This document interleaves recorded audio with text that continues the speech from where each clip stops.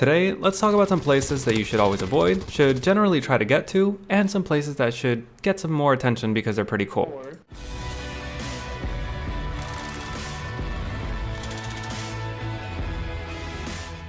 I've been wanting to do a video like this for a long time, I just didn't really know how to do it. But thanks to this comment, I decided to finally do it. So in the video, we'll be talking about 4 places you should avoid, 4 places that you should get to if you can, and 2 places that I believe the devs put a lot of work into and they should be showcased. Let's start with places you should avoid. This is the East Bridge, which is a bit northeast from the stadium. This is actually the place that gave me the idea for this video. I had just played 2 games of BR with my squad, and we got destroyed 2 times at this location trying to cross it. Even if you try to get around or under it, there's just way too much open space, and anyone in the buildings on either side of the bridge can easily pin you down. And that's the reason I am starting with this one, because in my opinion, it is the worst. I'm sure there's many of you that have had a loadout drop right in the middle of the bridge, and then as soon as you pick it up, you get instantly sniped. Or maybe you're the person that likes to camp the other ends, because it is a very strong position, and if you know people are coming towards you, well, you may as well take advantage of it. So let's move on to the next place, Farmland. Now you're probably thinking, well, Farmland isn't too bad, especially at the beginning of the game. It's a great place to drop and get some loot. And you would be correct, but I'm specifically talking about endgame Farmland. At the end of the game, every team will pretty much have their own house, and the team that wins will be the team that doesn't have to move. When the zone forces the other people in the other houses to move, the team that doesn't have to move has a major advantage. And if you're really unlucky and you have to run super far away into Farmland, you can expect that every single house will be occupied, and you'll probably be gone before you can even enter the front door.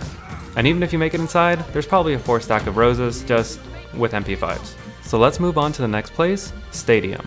Stadium was a pretty good spot back in the original Verdansk, but now that it's so open, it's one of the worst. There isn't much cover, and it's just so exposed. Even the height advantages aren't really that good unless you're fighting someone within Stadium.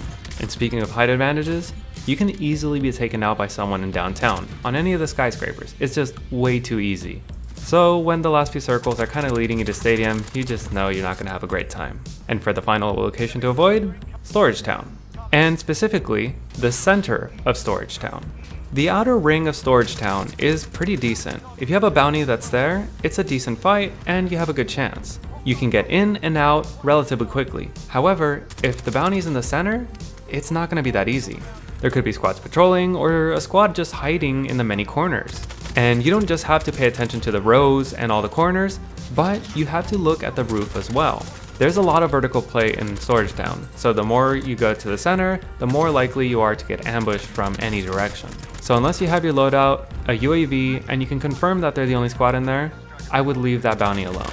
So let's move on to places you should always try to get to if you can. The first one is Boneyard.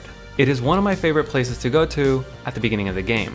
It is a great place for players to drop into if they want to be slightly more aggressive but don't want the chaos that comes with Storage Town. And just like Farmland, it has a lot of loot to offer. But more importantly, it usually has a ton of contracts. So within 2 minutes of landing, it is completely possible to get 2 bounties done without ever leaving Boneyard. However, towards the end of the game, it may not be the best place to be, but it's certainly not the worst. Let's move on to the next place, Downtown Skyscrapers. If you know that the circle will be coming to downtown, and you know specifically which areas, it may be worth checking out one of these few buildings. These can offer you some of the best advantages that you can get in Verdansk. This building in particular is one of my favorites. It offers a great view of hospital and gives you enough space and cover to attack most of the other buildings. It does have a zip line and 1 staircase with 2 doors that you need to cover, but you should be fine. Nakatomi is probably the next best place. It is extremely tall, but it's also really easy to take. You can snipe anyone on the other buildings, but just know that any squad that decides to push you can push you from many angles that you aren't expecting. While this building may not be the best for sniper to sniper combat, since you are technically surrounded, it is one of the best places to be if you're the only one with the sniper, because there's only one way to access it, and it is the ladder to the side. So while it can be risky, it may be worth considering. And this building is one of the best to hold when the zone is coming in from the west. If you play it correctly, you can deny so many squads from entering downtown. There isn't that much cover, so when they try to cross, you can easily take them down. And all these buildings can be vulnerable to people sniping up from Nakatomi, which is kind of obvious. But even then, you should always try to take one of these buildings. And if you even suspect that there's a team up there, always take the stairs.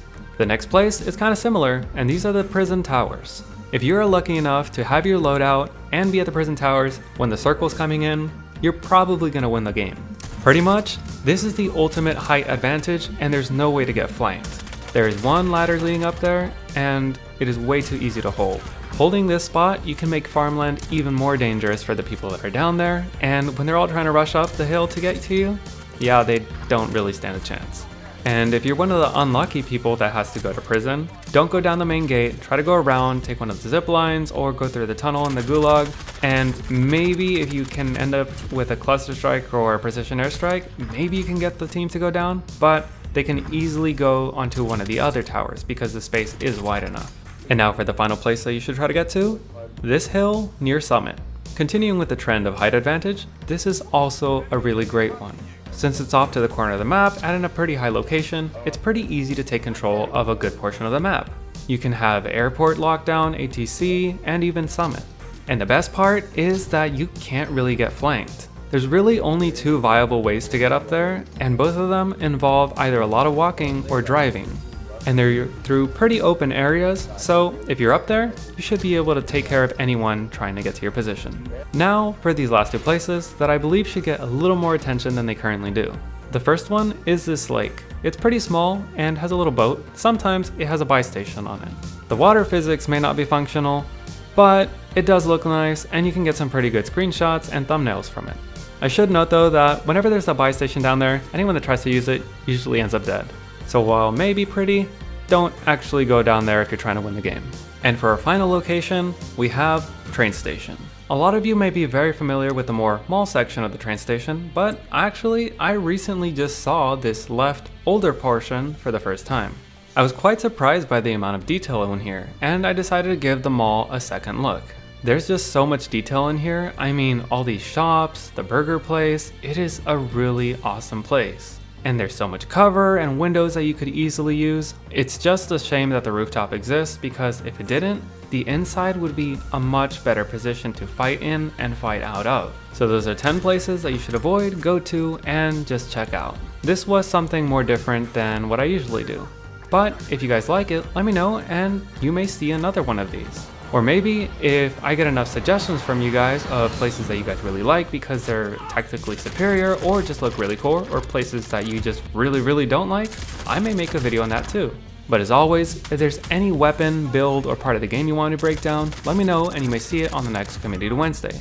So that's the video. If you enjoyed it or it's helped you in any way, let me know by leaving a like. If you got any questions or comments, leave them down in the comment section down below.